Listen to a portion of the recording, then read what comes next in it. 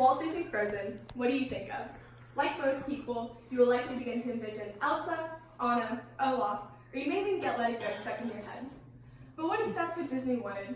What if the highest grossing animated movie of all time isn't an innocent part of our childhood, but rather a dark cover-up of a secret that was never meant to be told?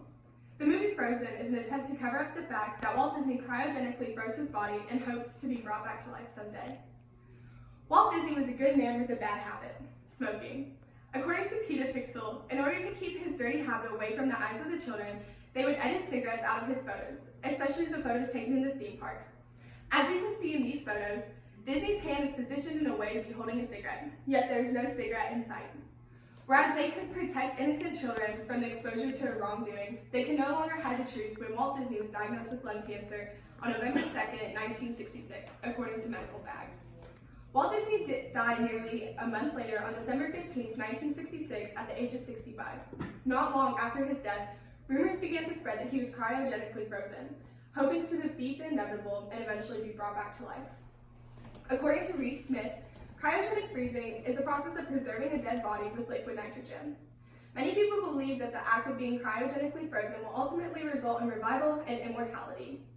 This gives many terminally ill patients hope that they can be frozen and one day be revived in the time when there is a cure for their disease. Reese Smith says that the process of cryogenic freezing needs to begin as soon as possible after death, and that currently a patient must be declared dead to be frozen.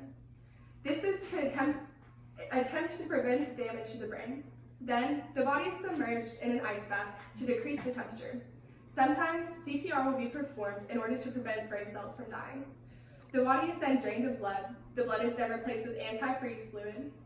According to Daily Sava Science, scientists have been able to bring frogs back to life after using cryogenics to freeze them, and they theorize that they will one day be able to do the same to humans. So why does this even matter? Well, before 2013, when the movie Frozen was released, if you were to Google Walt Disney's Frozen, pages of information supporting that Walt Disney was cryogenically frozen appeared. However, now the same search will bring up pages upon pages of the movie Frozen, information, reviews, and songs.